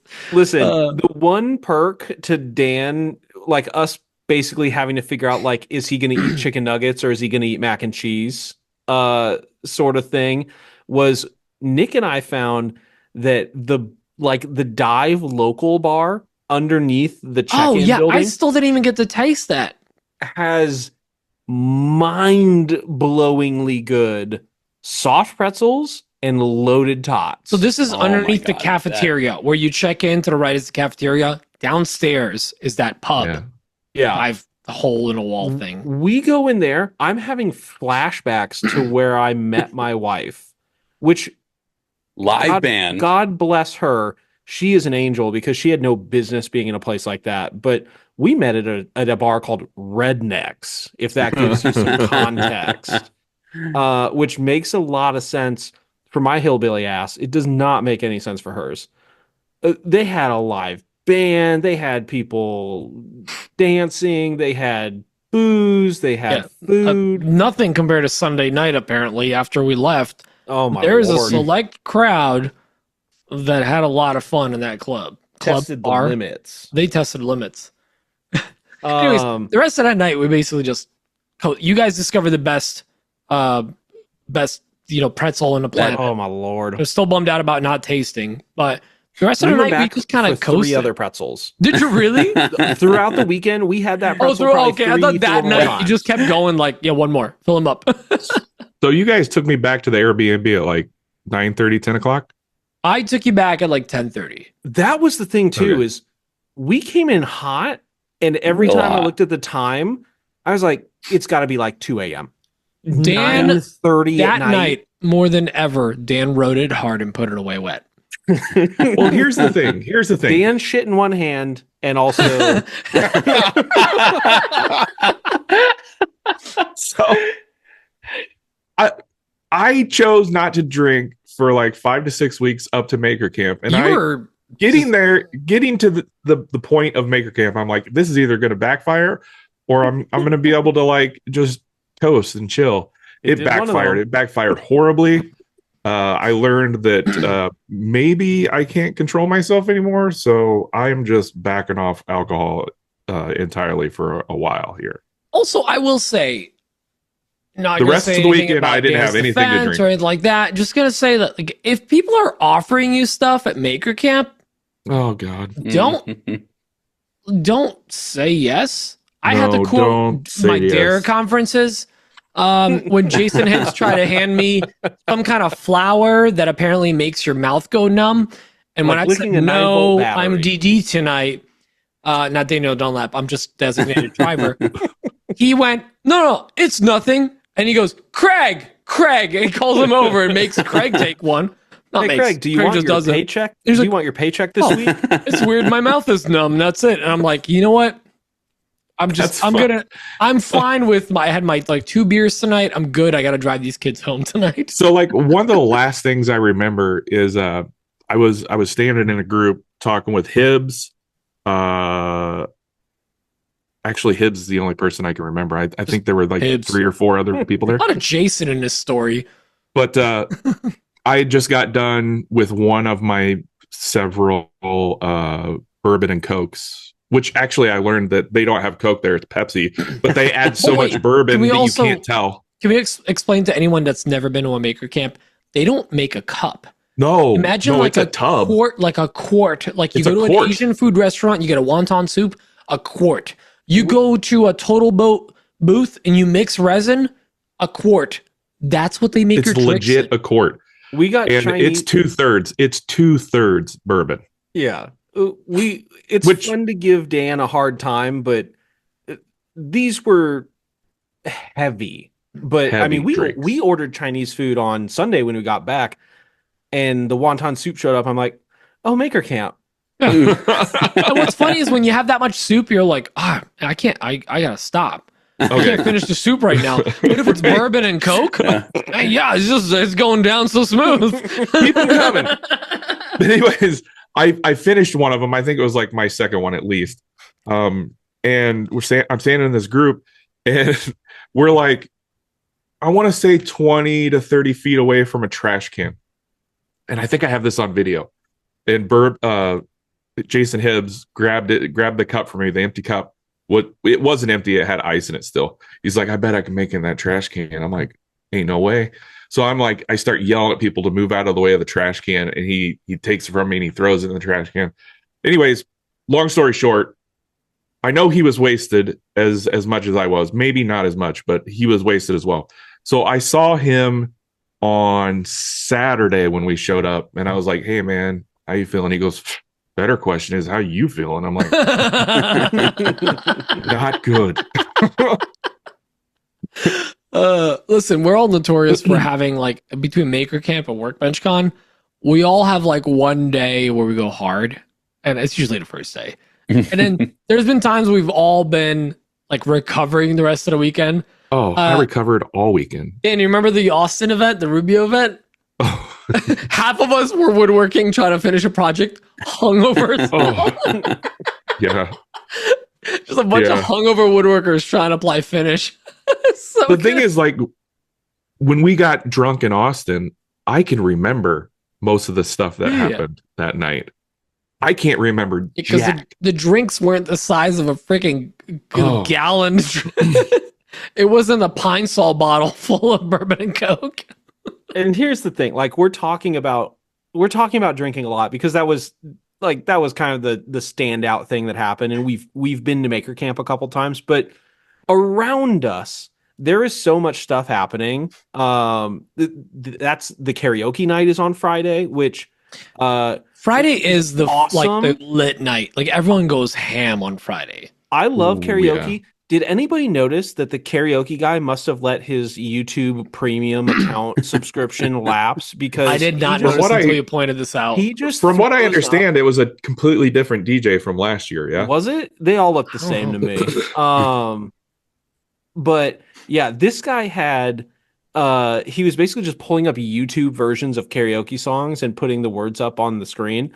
And then like after every single song, it would immediately launch into like just the most aggressive political advertisements. You know, the ones that are on YouTube right now. Somebody doesn't pay for premium. Come And on. it was like, oh, come on, dude. Like it's It had to be a different DJ because I remember the guy last year. He had a whole like karaoke setup. Yeah, he had a setup. This Screens guy was fine. All I know is he threw off Colton and I's first song, and that like shook me for the rest of the night. Like I love karaoke. I'm not good at it, but it was a rough karaoke night for me.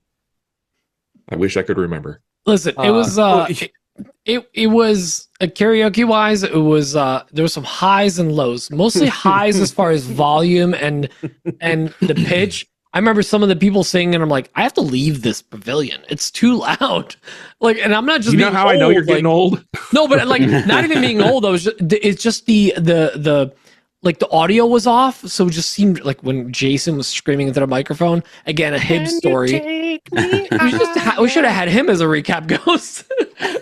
Host, not ghost. It'd be a short Ghost. episode. Ghost. The crazy part was Nick did No Diggity, nailed it, whole thing. and then No doubt. And they got No Diggity, No robbed by Doubt. a child. Yeah. And then what else was going on around there, Matt Everhart? Oh, that's me. Yeah, that's you. You forgot you changed your name? Yeah, I changed my name.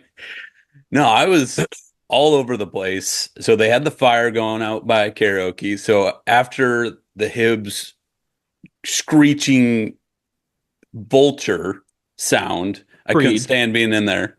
Oh yeah, there you go. See, it's not just me.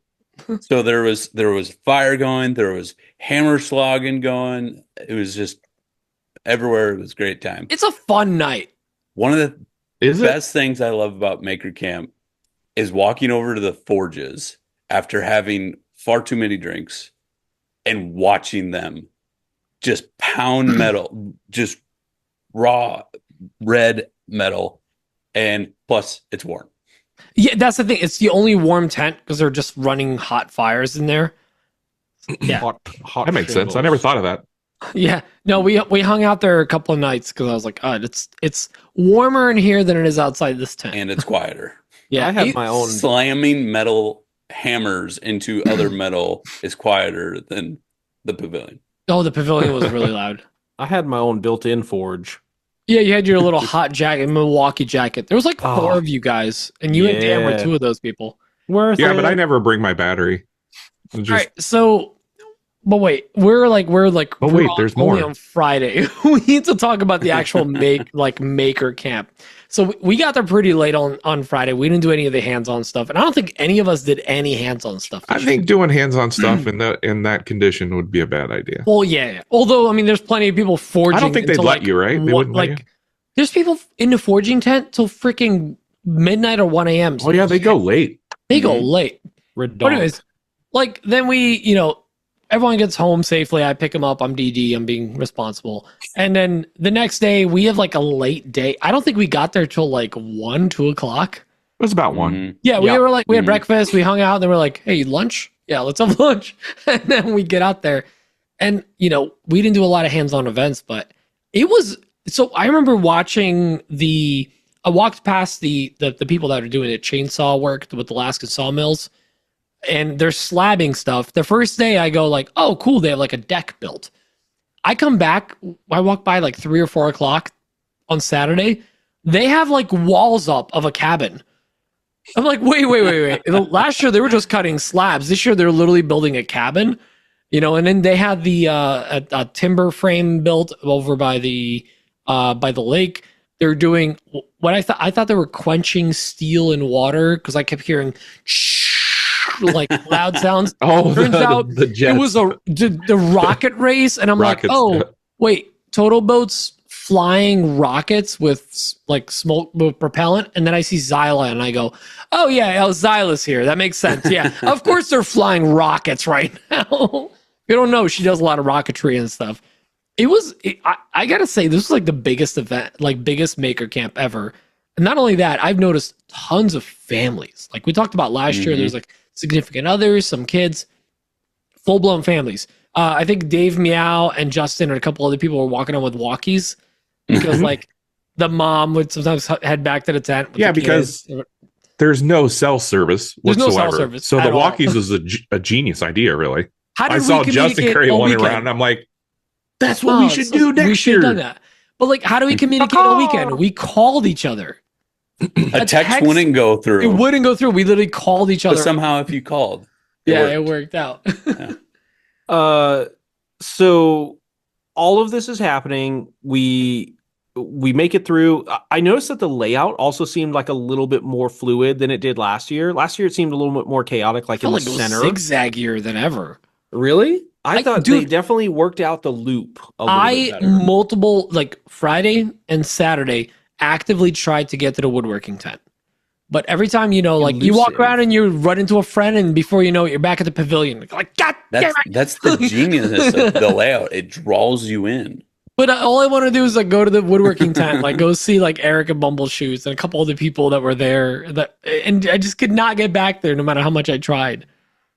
So we show up, it's like 1, 2 p.m., which was about as late as we could possibly get there because we also decided, hey, you know what? This is a vacation. Let's do some work. Right. And we decided to throw the Patreon pizza party. Yeah, we We all had kind of quite a few people there. I wasn't expecting so many people. It was a great turnout. The pizza party was popping. It had It was. 6 different podcasts there. We could pretty much Literally- recreate Malcolm's like podcast fight reel. It literally was multiple podcasts there. It's so funny. Joinery podcast was there. I was putting my Self-made, bodyguard duties to work there, and I boxed him out. That's Is true. that what you were doing in that one picture that I took? Yeah. Nick pushed a guy in the lake? Total stranger. Wasn't even trying to be there. He just made a wrong turn. Nick, you should probably lay low for a while. Probably wanted for murder. But Dan and I went into town, picked up the pizzas, thought about swapping them out for like just loose Chinese food at the strip mall that we found the pizza joint at. It was also next to a waxing place, and I thought the pizza joint had a sign that said hot wax, and I was very confused It was very confusing. and definitely going to order whatever it was just to see. Picked up the pizzas. We got a classic Jersey trash pizza, which It's is just a garbage pizza in the pie. shape of New Jersey. It's garbage I'm sorry, pie. no, it's just got That's a bunch of stuff on fantastic it. pie, though. It has everything on it. Literally anything. Broccoli. Literally to- everything. Like, yeah. That was Garbage. my favorite. We had a bunch of friends out there. We had a bunch of patrons. We had a bunch of listeners. It was a lot of fun, and we kind of many- like locked down a And really all good you spot. had to do was sign up for the free tier of Patreon. That might to be explain why invited. we got so many patrons this week. If you're listening Um, to this still, you're a true listener. So you should sign up for Patreon. Free tier, no money out of your pocket. Just join, and you get to take the benefits, like joining us at a pizza party. Pizza. How many people would you say was at the pizza party? I'm guessing 30. Or is It was that like 25 to 30. Yeah, okay? 27, Yeah. 28. It was a really good turnout. It was more than I was expecting. It was. So- We started off in the little gazebo, and it was just getting like more and more packed in there. yeah. Yeah, We we outgrew overloaded that little the- gazebo I felt quickly. so bad because I was holding Juniper that day, so I was like, there's video of me just bouncing her, and then like I just disappeared because I had to walk around with her. She woke up and she was crying. Did you but- try to give her a piece of pizza? That might I have. tried, but she wouldn't. She's not a Jersey girl yet. I'll Ugh. get her. But you guys held it down, so that was great. Packet of mayonnaise next time, Pete. And then you got Alex over there trying to sabotage the pizza party I by flipped it. just He was like, "Oh no, I throwing flipped pizza." the box by accident." It's a bit. Meanwhile, Nick is throwing people in the lake, and Alex is throwing pizza in the lake. Son of a- Well, I mean, that's probably what it is. Nick threw that guy in the lake, and Alex is like, he's going to save us from a lawsuit. He's like, oh, take a pizza. And he flipped it in there with them.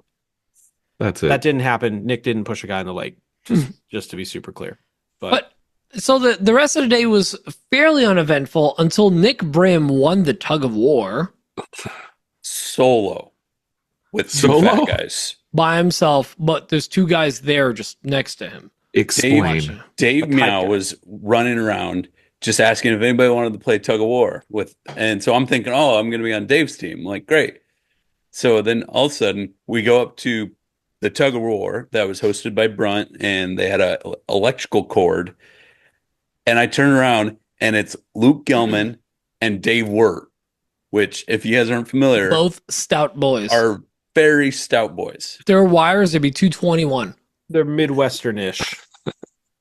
So Luke's in the rear and just stands there and sits back and doesn't move. The anchor. I That think sounds about right. we ripped the Brunt boys' shoulders out of their sockets. Which was really fun to watch because all of them were sleeveless. I'm like, they came to play, and no, not today. Not That's here. because they're all from like Maine and Boston and stuff, and he got these like corn-fed good old boys from the Midwest just standing like tree trunks. Oh, geez.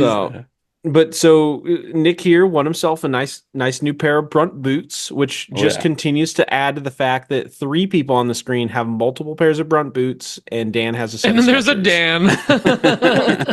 To be The fair, oh I no have a ones. pair of Brunt boots. I just don't wear them. Oh, are they Hater. secret? Are they secret Brunt boots? No, they're They're the Brunt. Bollards? Brunt. No, they're actual Brunts. They're upstairs. So Saturday night felt light in the pavilion. I feel like I think a lot of people are just kind of spread out in a lot of places.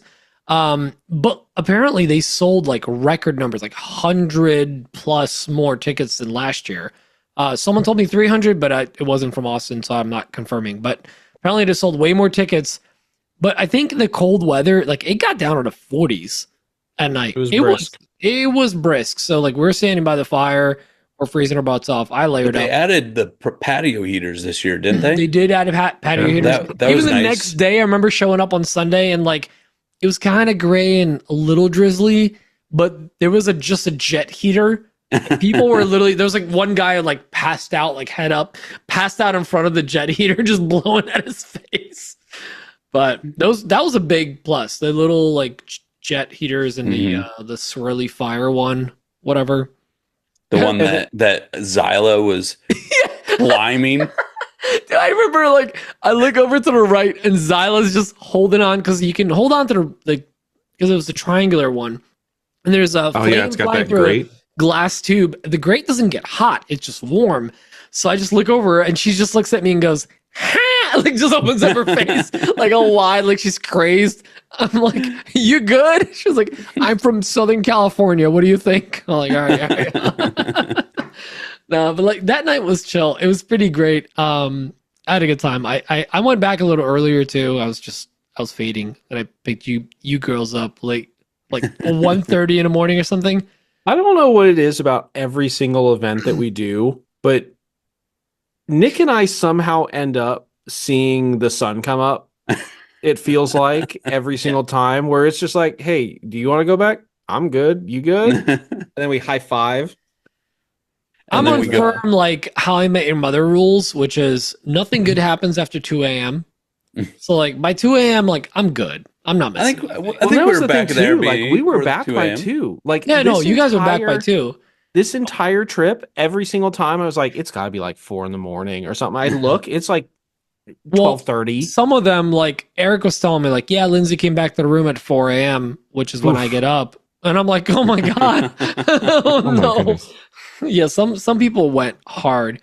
But I always for the shit. I coined this term last year. It's like it's the Lindsay from Woodbrain effect, where like she could not be there all day, which like I felt like it last year, and she would show up for an hour and just be like, "What's up, everyone?" Just like high five everyone, and then you're like, "Oh, Lindsay was there all day." Yeah, she was like nonstop. It's like if you come in hot, it just feels like you're there all the time. Like magnesium, like you just gotta light the magnesium. But Sunday you guys actually bounced pretty early on Sunday. Sunday. It started to Saturday 2023 us. Yeah. It started to rain a little bit. Cold. We were kind of ready to go. Well, we got our late checkout, which was primo because we got that added half hour.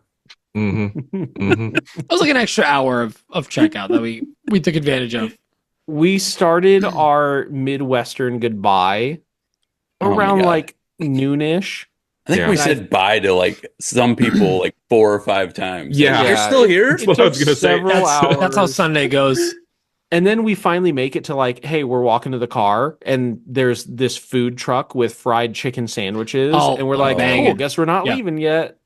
The chicken sandwiches. That was a good choice. That was a very good choice. That was great. That hit the spot. They busted. I'm so glad they did food trucks this year. That was a huge hit. I think that was a really smart move on their part. And they took credit cards, so that was neat. Yes, I like that. Huge. Yes, if you're cash only. Yeah, if you're a purveyor of Makercamp's Pass, the pavilion, anyways, cash only. Cash only. There's an ATM there, but it's cash only. Actually, the concessions. I got some Mott sticks Sunday morning, and they took card. Oh, really? Why not the bar if they're right next door? I don't know. Because I remember like the past years, you had to order food at the bar and then pick it up at the concession stand. Mm-hmm. So it was it's a whole weird. I don't bring cash either way next year, just in case, But we dipped out of there like an hour and a half after you guys, I think.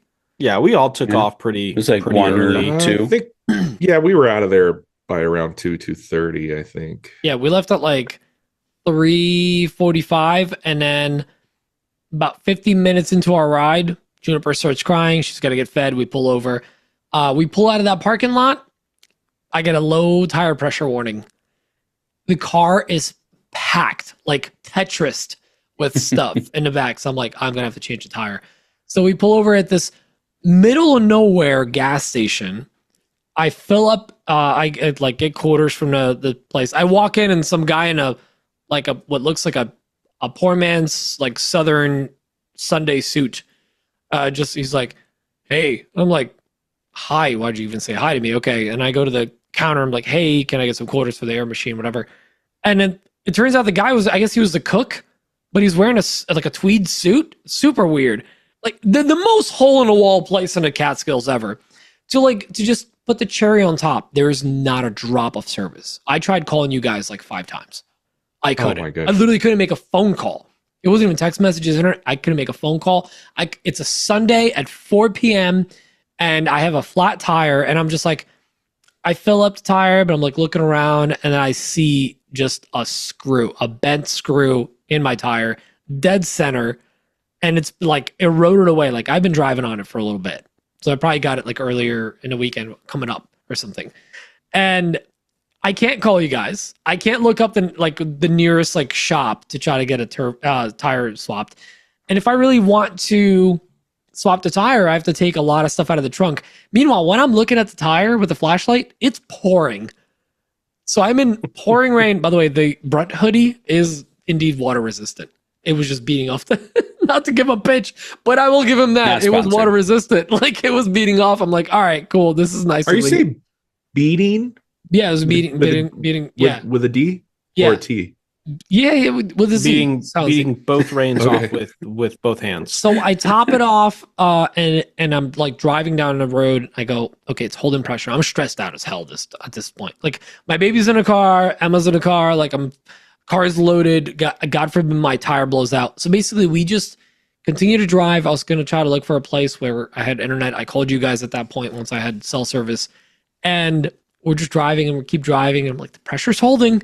And I ended up driving all the way home, really like slowly coasting. I need you to know that when you finally did get service and call us, we, of course, family, offered to turn around and drive right back to help we you were with like whatever. 2 hours away. The second Yeah, we were said, like 10 minutes from your house. The second you said, no, don't do that. Just go home. Like, we're good. We hung up and we're like, oh, thank God. I would never ask you to drive back. Because like, what could you do? Like what? Your car was filled as well. Moral support. We could NASCAR tire change that with the crew. No, but first we would have to everything out of the back of the car so we can even get the tire. Yeah, we were ready to come back, but we praised the Lord of any variety of religions that we did not have to. So, because I don't think that between the three of us, we were at like 5% batteries. These two napped 90% of the way back. And then you guys got home. You put on a movie. I told you how to turn on a projector. Delivery. Oh yeah, you told us how to turn on the. Okay, Pete has his house rigged with security cameras.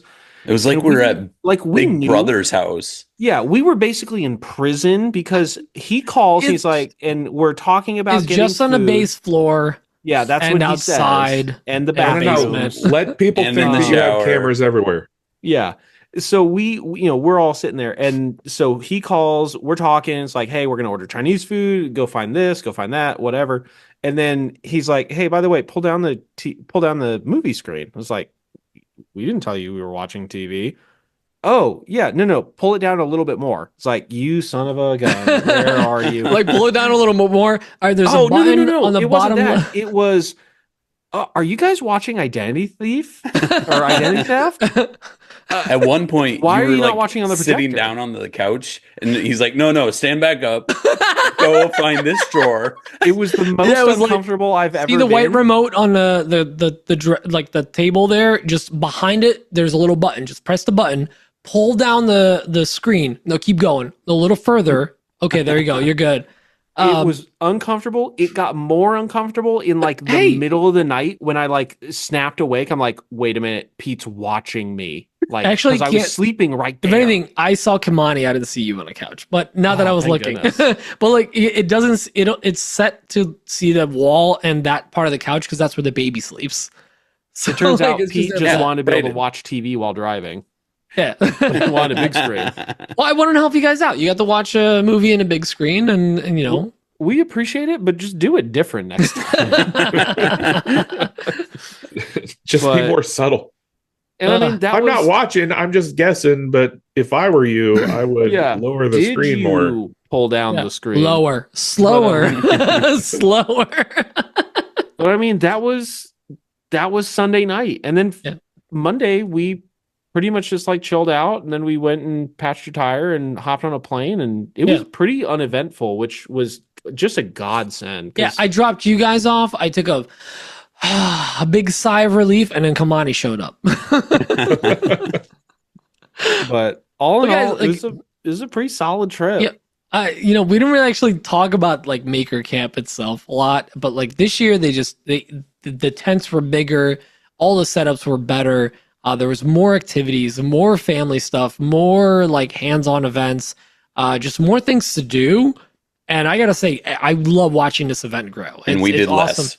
And we did We less. did less. We, you know, We were I had an excuse. overwhelmed. I had a baby with me, and I then did also as less Yeah, as so less. did could we. be. I had a baby, and basically these guys staying with me, it felt like I had my wife Emma. I had 2 babies and 2 teenagers. That's what it felt like. Who's Who's the second baby? So, anyways, we should probably get to the questions. Oh gosh, we still got questions. Yeah, let's rapid fire through We're an these. hour 45 in. Yeah, let's rapid Luckily- fire through these. Let's get into questions before. Luckily, before half we these run are out of like time. just memories. Yeah. So first one's from Randy. Hit him with the remix. Good evening, gentlemen. It's Randy from Connecticut, or now known as 203 Designs. I have a question for you guys. I know it's kind of late. I'm hoping it makes the podcast. I need to replace my chop saw. And I'm trying to figure out, do I go with a battery-operated chop saw from Ryobi, or do I stay with a corded chop saw? So the question I have is, when is it a good time to switch from corded power tools to battery operated tools? Thank you. Bye. Alrighty, friends. Oh, Let's get sorry. real. It Oh, Rapid fire on those questions. Super rapid That was fire. super rapid. My bad. So corded, cordless tools. Nick, you're the only one that's actually into trades. What do you think? I say unless you are going out to a job site on a regular basis, just put that thing in one spot in your shop, corded. It's got more power. And even me working on a job site, a lot of times we stretch a cord out because it's got more power. You're ripping through things all day long. Yep. Battery is coming a long way, but I would just stick to the cord. I couldn't agree more. I agree. I mean- would go ahead. Unless you're going like the Fulton route, Ronnie, like he's got the van and like he's actually Yes. going on site. Like, you know, if you want to get a Capex that takes 2 batteries and you got the money for it, you know, like it works well. I've seen it used. I've used it. Like it's just corded, baby, for saws, active use saws, corded. I love battery powered stuff. But I mean, if you think about it too, yeah, saws, you don't really move around, and Yeah. especially a lot of like the more substantial miter saws, like they're too heavy. Like you don't want to move that around. Handheld battery. Yes. Mhm. There you go. Yeah, that's it. All right, good. We'll kind of go rapid fire through these. Next one's from Sarah. Alrighty, friends. Let's get real. It is time for Etsy season. What are the must-haves and no's for packaging supplies, shipping, all of that thing? Because you all know kind of what happened to me the last week or so. So I need to push Etsy sales. Love you all. It was great meeting you in person, other than Peter, because I've seen him a million times. Love you, man. But yeah, top tips for Etsy selling for the holidays. Just for context, for everybody that doesn't know what happened to Sarah from Rosie's workshop, she got arrested, had to go to jail Check fraud. She was part of that big Check chase the money. No, she got hurt at work, so she was on crutches. Makercamp, which is what a trooper, showed up at Makercamp either way. Jeez. I will say though, as far as, so I think we did like kind of like a holiday prep episode that kind of covers a lot of it. But main thing is like, look at your packaging, what you use the most, order more of it, order it now. Actually, one thing that I will mention that Dan sent to us today, apparently if you use Pirate Ship, you have until October 20th, which this might not even drop in time, to add Pirate Ship as your distribution. So like it'll pull information from Etsy. After October 20th, it will no longer pull it automatically. You have to use Shippo or ShipStation. Freaking which APIs. Is just straight up BS. It's money. Yeah. You have to go to Pirate Ship and integrate Etsy on Pirate Ship's website if that's what you do. If you already have it, it's great. But if it ever disconnects, you're kind of out of luck. Dan, you're kind of the boss hog here in terms of shipments. Does your packaging change at all during the holidays? How do you handle the holiday volume?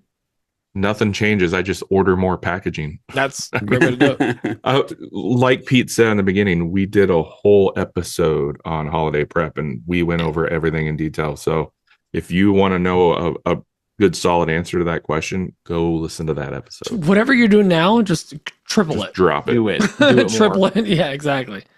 Or you take all the packages that you're getting from Amazon because it's the holidays, and then you throw your wares in that and ship it.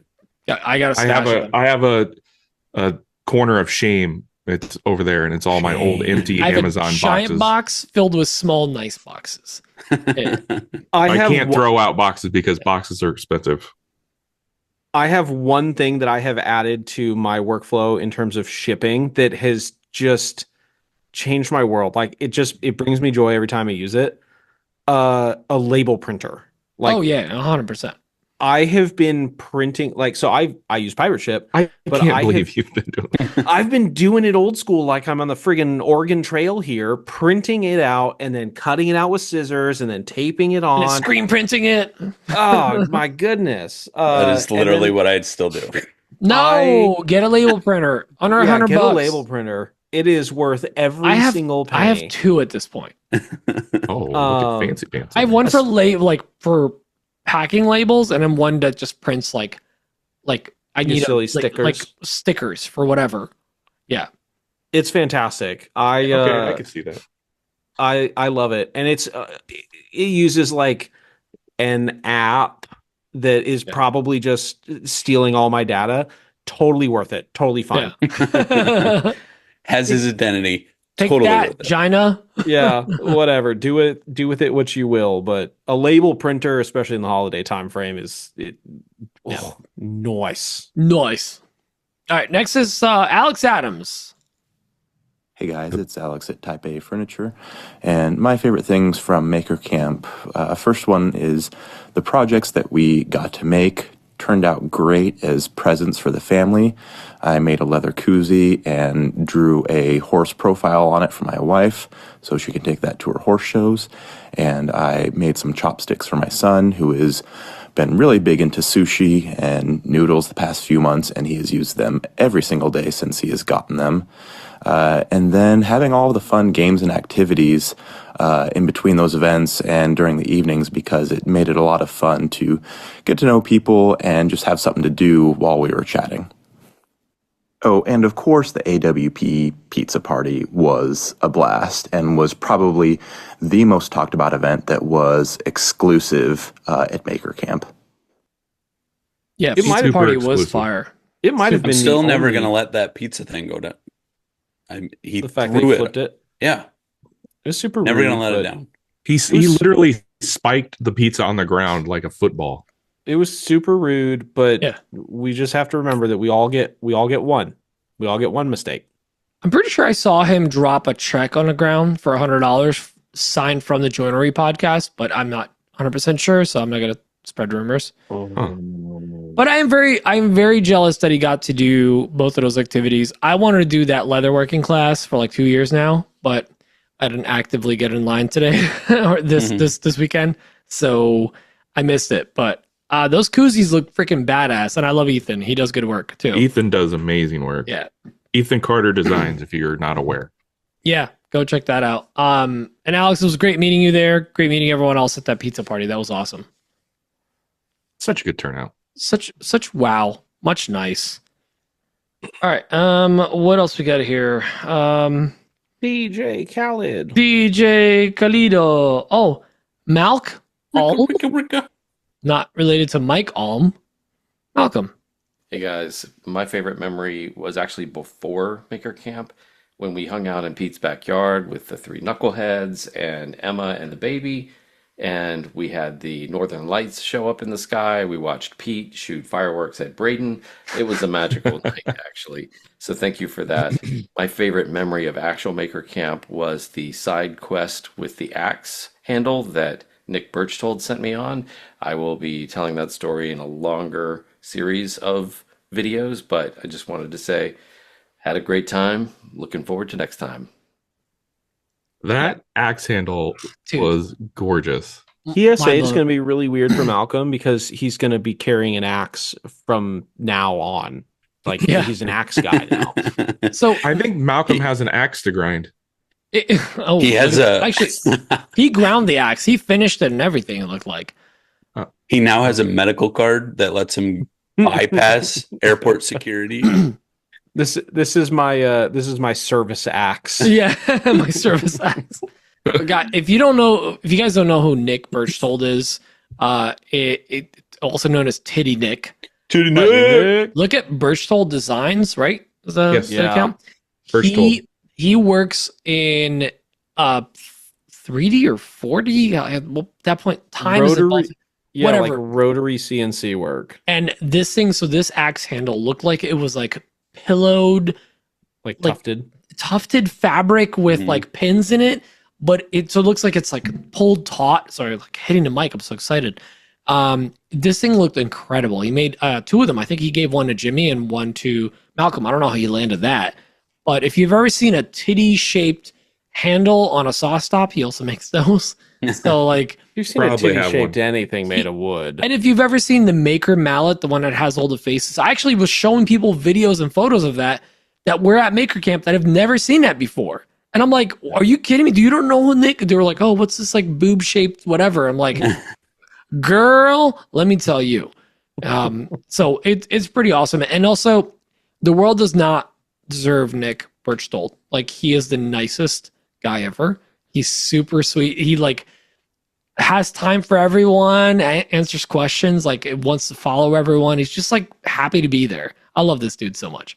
I pitched him a wild, crazy idea in a late stupor, and he was just like, I'm on board. I'm like, well, how much would that cost? He goes, nah, I'll take care of it. Yeah. Like, no, you are going to charge me. He gets paid well enough from his job because he does like really, really awesome, crazy stuff. Like behind the scenes, man, like the coolest for like princes in like Saudi Arabia type stuff.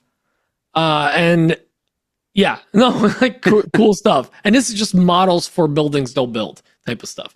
So all the stuff that he does for the making community, he just like genuinely enjoys doing it.